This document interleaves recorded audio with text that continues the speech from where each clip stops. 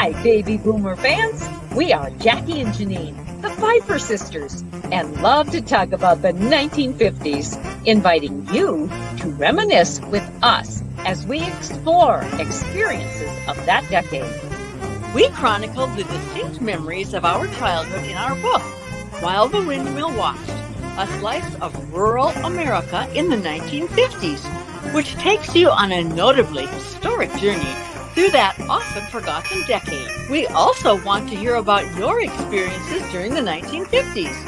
We will feature guests whose special stories of that decade will bring to mind magical moments of reflection, some with tears, some with smiles, but above all, a good dose of laughter. We would like you to chat with us as we bring to mind the sights and sounds so familiar to that time in history.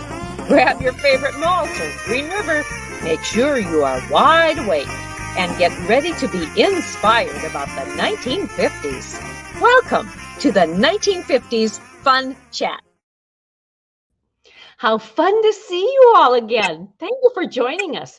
This is number 25 of our 1950s Fun Chats. And again, we have another wonderful guest who will help broaden your experience and your knowledge of the 1950s. But Jackie, before we start visiting with our guest, I think we have some housekeeping to do, wouldn't you say? We do. And guests, as you are perusing your screen, we do want you to note the little banner that's running across the bottom, whilethewindmillwatch.com. We would like to have you go to that site to learn more about our book, While the Windmill Watched, a slice of rural America in the 1950s. And speaking of that book, look in the upper right-hand corner at that little logo. You'll see a picture of a beautiful North Dakota sunset, and that wraps around our book. Now, this book tells many, many memories that Janine and I have just within the 1950s of living on the Great Plains of North Dakota. Now, we are so very excited to introduce our guest to you today. Her name is Mary Selecky. Now, Mary grew up in a coal mining country of Northeast Pennsylvania. She was born in Natchitoches, Pennsylvania in 1947 into a closely knit family of 7 children residing in Glen Lyon, Pennsylvania. Mary graduated from the University of Pennsylvania with a Bachelor of Arts, History, and Political Science degree. After graduation, her degree and her intellectually curious mind were the keys to becoming the Assistant Dean of Students at Bronxville, New York. Since 1974, Mary has lived in northeastern Washington near Colville. So, Mary, we are so very pleased to have you as a guest. That is right. Nice to see you both. Hi, Mary. Thank you very much. Our stories will be very different. Having read While the Windmill Watched from North Dakota, and for me from coal mine country in Pennsylvania, it'll be interesting to explore both places. It will indeed. So, speaking of that coal mining area, we would like you, if you can, to take us back and describe the community in the 1950s. Well, I had this book called When Coal Was King, and by the 1950s, there were very well established shaft mines, which means the kind of mine where miners got into a cage and went down into the earth. My town was made up of a lot of people from Eastern Europe, a lot of Polish, Lithuanian, Slovak, and that was the predominant language in many of our stores and in our churches, was to hear Polish being spoken. Pennsylvania, if you know anything about it, is basically a series of a lot of small towns.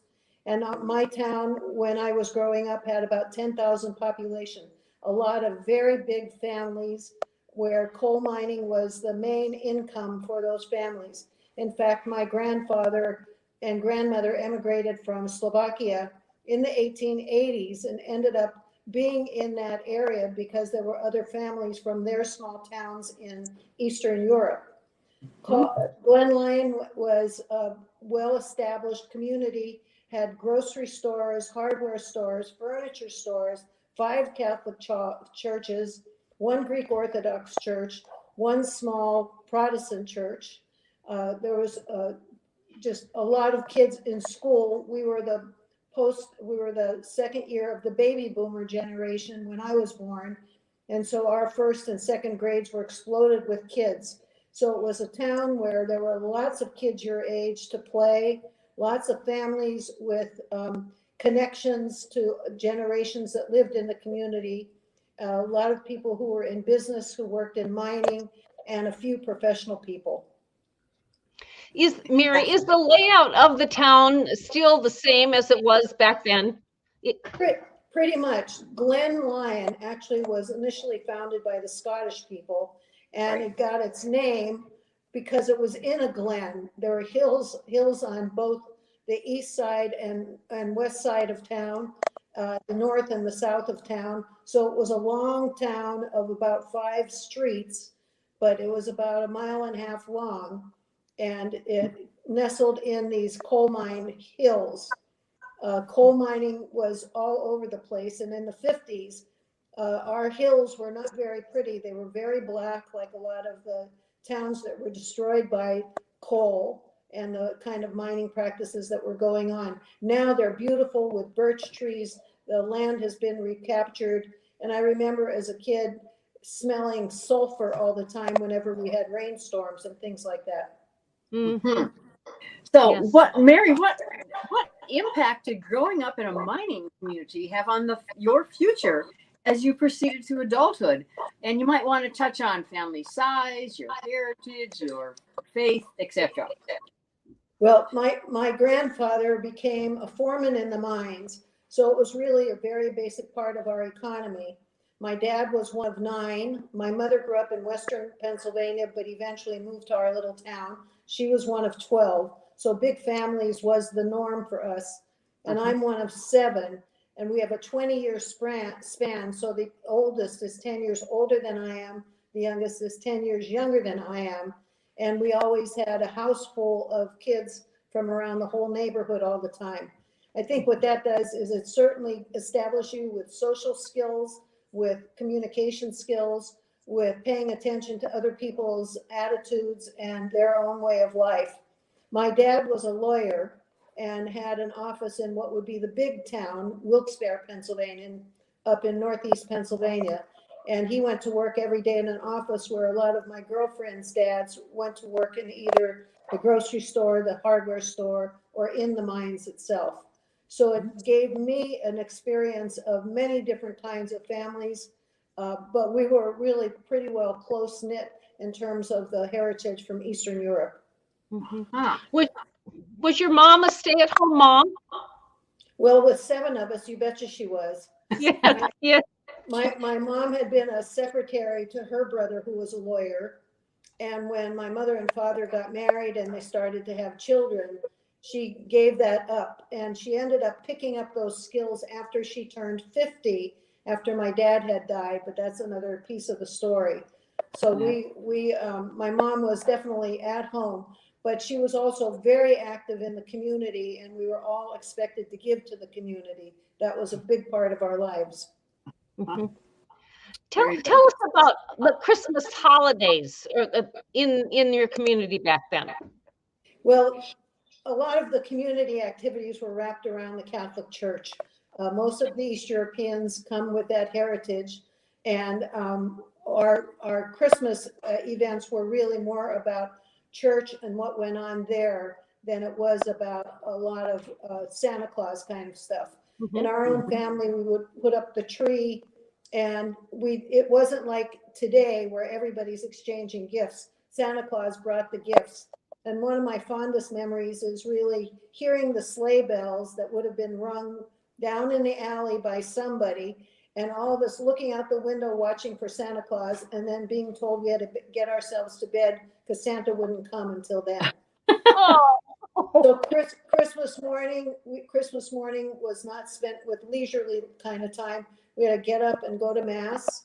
And as I got a little bit older, we had a children's choir at the church. We sang at the Masses in church. And in fact, there was a local mental health institution near us where my mother would arrange for all of our children's choir to go and sing at the mental health institution. So here us kids would get ourselves dressed up in our finest, coat and hat, and would go over to this mental health institution and sing for Catholic Mass for all these patients. So we all learned about giving back to the community and getting involved in that kind of way. Sure. Mhm. Wonderful. Speaking about dressing up in your finest, tell us about that. What did that entail? Well, you didn't go shopping very often, and especially if you had a lot of kids. Shopping, I remember, was before school started, you got a few outfits. Then maybe at Christmas time, you got something that was a little bit warmer. And then Easter time, we would get outfits for Easter. And so dressing up in our finest, definitely we wore hats. And we all had, skirts and our coats. Oftentimes we could match with our hats. And it wasn't about the leisure kind of wear that we have now, but everybody was pretty well spiffed up. And all the adults, the men went to Mass in their ties, doesn't matter what their profession was, everybody was in a suit. And the women were dressed to their nines and there was a lady in town. We all couldn't wait to see what her latest hat looked like. All right. Was there a millinery in your town? Where did you acquire those hats?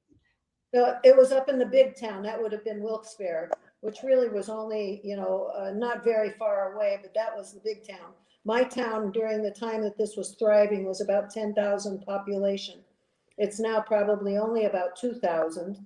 And here I live in an area of Washington State where our largest town in the county is 5,000 people. It was a major shift and a change for me, that's for sure. Sure. So back to your finest, did you wear cotton stockings, white cotton stockings held up by garter belts? No, that was way past our time. We didn't get to that stuff till we were teenagers. Oh. No, you wore those little white socks, whatever, with your patent leather shoes. Yeah. And if it was Christmas time, it was usually snowy. I mean, Northeast Pennsylvania gets snow like we do here in Northeast Washington State. And, you didn't think twice about just being dressed up like that. The other thing that went on at church was we used to have processions for very holiday events, and particularly around Easter. So if you were a kid who was in first or second grade, we would wear these long white gowns and go in procession around the church. And once you had your Holy Communion, you could wear a regular dress. And for Easter, it would be carrying a flower and doing this at a 6 o'clock in the morning daybreak service. So the church was very much a big part of our lives then. Mm-hmm. Sure. Well, I understand there was something that you were involved in called Club 7 in the 1950s. What does that refer to? What does that refer? Well, as I mentioned, the community had families with lots and lots of kids. So I was friends with kids who had older brothers and sisters just like I did. And I think we emulated our parents, but I came across and brought today, this was my tablet. And some of you who grew up in the 50s might recognize a tablet like that. And we kept notes of our group. So there were 7 of us girls who decided to create a club. And we called ourselves Club 7. And we actually took minutes of meetings. As I said, I think we just copied what our parents did. How many people were present at the meeting? How many were absent? The dues that were collected were 20 cents. We had some rules. Our rules were simple. You must chew beech nut gum. I love that. You all have nicknames. And the third rule was don't get mad. Okay. This was in 1957, 58, and 59. So we were just 10, 11, 12 years old. We planned, we collected dues and we planned parties. And one of our parties was planned for February 6, 1959. And we invited 5 boys, and we were serving cake, Coke, pretzels, chips, and candy. And did you girls make the cake? Well, we each volunteered to bring something, so I'm sure it was my mother who made it. And not I want to tell you something about our coal mine town. Okay. I'm gonna help you advertise your book. You told your story from the point of the windmill watching you. Well, in a coal mining town, it would have been the coal breaker. And if you're not familiar with coal country, when mining is done, out come these big black rocks. And this is anthracite mine or hard coal, not soft coal like bituminous, which is mostly mined in West Virginia these days and places like that, even Western Pennsylvania. So these big black rocks had to get broken down into smaller pieces to be able to fuel up furnaces to heat the homes.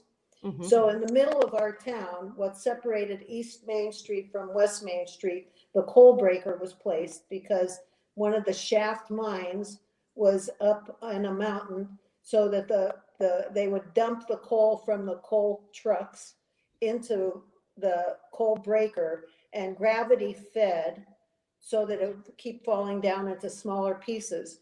So in my little town, we either lived on this side of the breaker or that side of the breaker.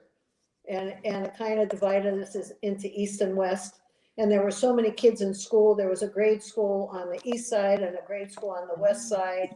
I mean, it was just, this town was thriving with kids and, great friends. So that's how we end up, just kind of finding your niche and your clique.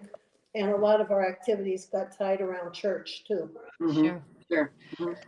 And you still are in contact with these 7, is that right? Oh, yeah, we got together when we turned 60. I got in touch with the gang, and we added a few others into the group, and we got together and had a dinner at the house I grew up in, because it was one of the few families that still had the homestead, as it were. My sister Heidi still lives in our town, where my grandfather emigrated in 1880, and my father grew up. We can see my grandfather's house.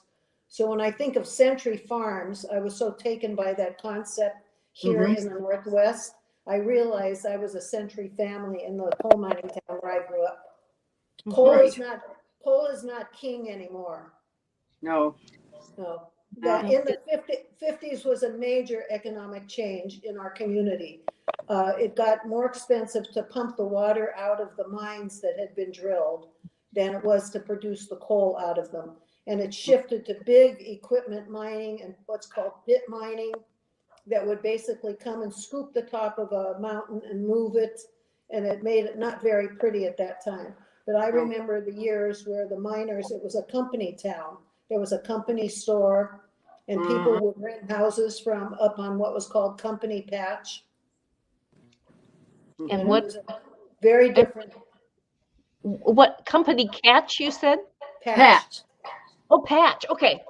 Thank you. Yeah, the coal company built houses that would be called a duplex today, but we called them just a double side. And so it would be two families could live in what was one combined house with a common wall. And it was just one area of town where the company owned most of those homes, and eventually the families bought them out. Well, for our viewers, we are visiting with Mary Selecky from Northeast Washington in Colville, Washington, who was born in 1947 and grew up in northeastern Pennsylvania during the 1950s. What an interesting story, and such in a way, very much contrast between Jackie and my childhood in growing up in North Dakota in the 1950s. But Mary, I want to go back to the group, Club 7, and when you got together again for a reunion when you turned 60, did you all follow the same rules? Did you chew beech nut gum? Did you bring a cake and lunch? And how did that work? Not quite. What was really was the bonding and the blending was growing up together and having the similar kinds of experiences. And as I mentioned, we had dinner at my house when we turned 60. We did it again when we turned 70. The familiarity of my house, where there was a center of activity for a lot of kids. We had a pool table in the basement, so a lot of people played pool. And we would have these club meetings. We would go to each other's houses. And my house was amongst the biggest because we had so many kids that people remembered that. My mother would have us practice for our church choir around the piano in the house that I grew up in. So Okay. really, when we got together, it was kind of like a big nostalgia moment. Oh, I bet. Yeah, How wonderful. So, what a and you cherry. in this club, did you have election of officers? Oh, You yeah. changed, and you changed. Okay, so there was an opportunity for you to use Robert's Rules of Order, or did you create your own? Oh, no, we were trying to be tough on each other, and people could only talk at certain times and all that Very stuff. As I said, I think we just patterned ourselves after our parents, whether it was a church group or it was the American Legion or organizations like that, the Lions Club, et cetera, where we might have seen our parents in action. Mm-hmm. So, Were there go ahead, Janine. were there other clubs like this in your town? I don't know. Doesn't matter. We made it up when we got together when we were in our 60s, and I brought the tablet out. One of my girlfriends said, "Oh, for God's sakes, you used to make us do all that organizational stuff all the time." So, Mary, that leads me to my next question. You were sort of, and that is, how did you get into public service? I think you sounds as though you just gradually did what was natural for you. Well, my parents were very involved. My mother was a big organizer at the church, Mhm. making sure there were activities for all the kids in the community. And again, this was not a high income town by any stretch. And it didn't matter what economic level you were from, but we would do things like have a fish fry on a Friday and everybody got to work and raise money. And my mom would with other moms, would rent a bus and take us to New York City, for example, to go to Radio City Music Hall, or Exciting. to take us up to the circus when it came to the big town in Wilkes-Barre, or to take us to have an experience of seeing a ballet, those kinds of things. And the whole Right. Yeah. point was took everybody to do everything. My dad was a member of the American Legion and eventually was the state commander in Pennsylvania. And this ties in with growing up with as many people in our family as we had. We had dinner together every night when my dad got home from work. And my dad didn't come home from work until about 6 o'clock, which was later than most families would have their dinner because just the work shifts were very different. And we would everybody was expected to be part of conversation. And we might say something like, "I wish there were more dances up at the Legion." And my father would say, "Well, if you don't get involved and do some of the work, who's going to do it? Uh-huh. You can't depend on everybody." And there's a poem I would share with everybody called "A Psalm of Life" from Henry Wadsworth Longfellow. Mhm. And I'll just read a couple things, but it'll give you the sense of what it was like to grow up in our town for people to get involved. And it goes towards the end, something like this: "Lives of great men all remind us we can make our lives sublime, and departing leave behind us footprints on the sands of time. Footprints that perhaps another sailing o'er life's solemn main, a forlorn and shipwrecked brother, seeing shall take heart again. Let us then be up and doing with a heart for any fate, all still achieving and pursuing, learn to labor and to wait." And it was that last stanza. Every one of us kids knows this poem, but it was that last stanza that my father would remind us that we needed to be up and doing. Uh-huh. Mhm. Yes, so much so. And Mary, then how did you end up moving from Northeast Pennsylvania to Northeast Washington? With a stop in New York. It was a kind of serendipitous story. So Jackie earlier mentioned that I graduated from the University of Pennsylvania in Philadelphia, which was also my father's alma mater for undergrad and law, and my brother Paul's undergrad and medical school, and my brother John's undergrad and Wharton School of Business.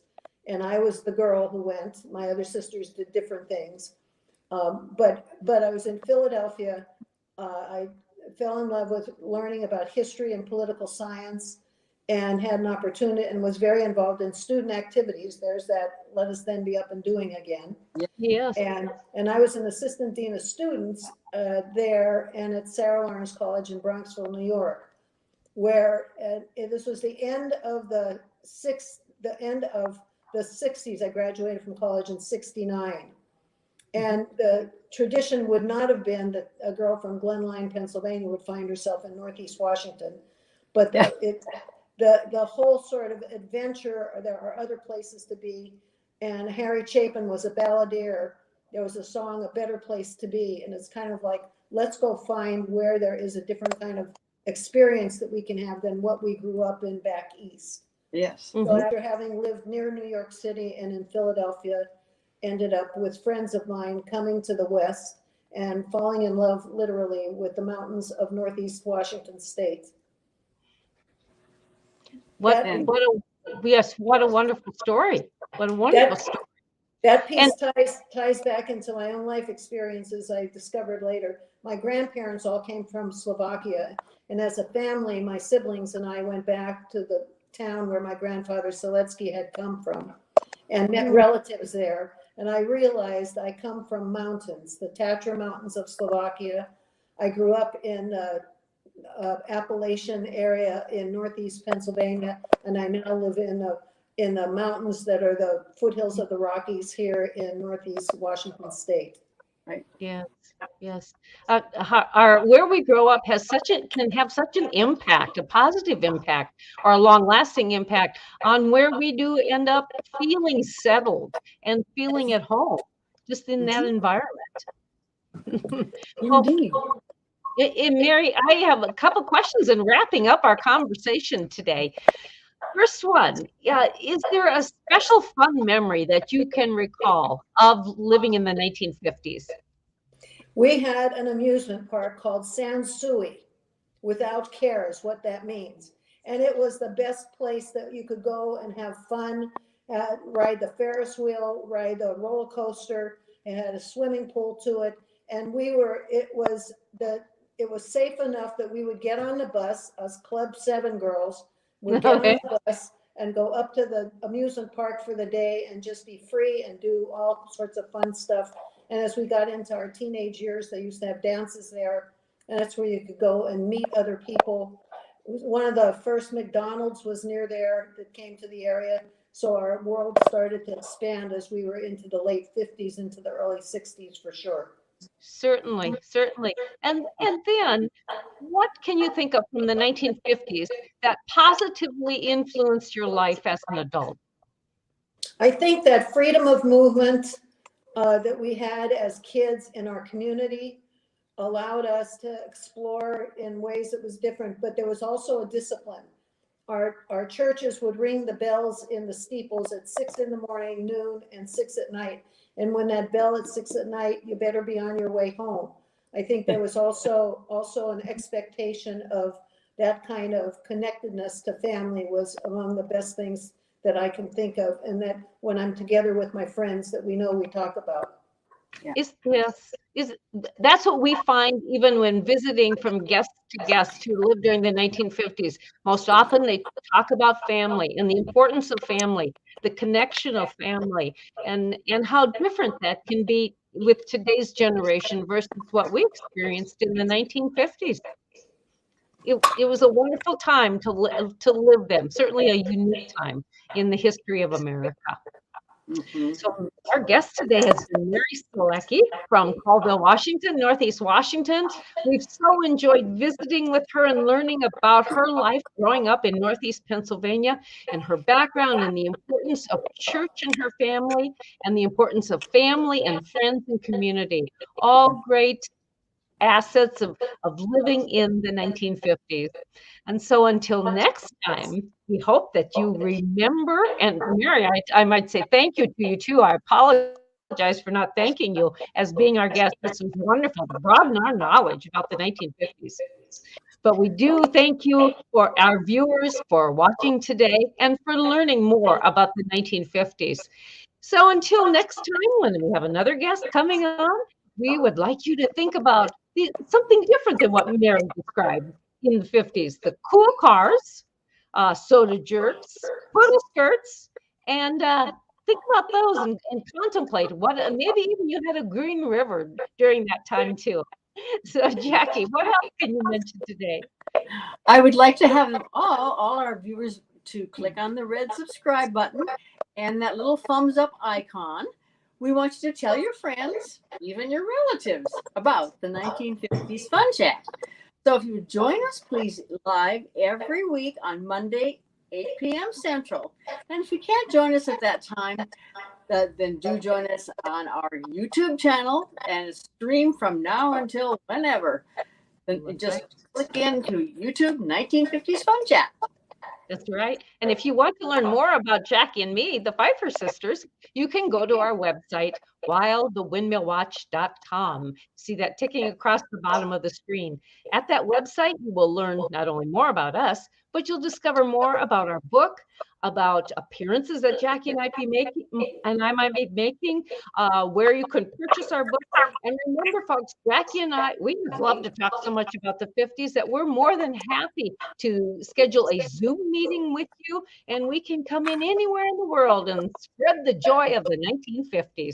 So contact us through our website, and we can get that all set up for you. So until next time, we thank you, and we look forward to seeing you again on the 1950s Fun Chat. Bye-bye.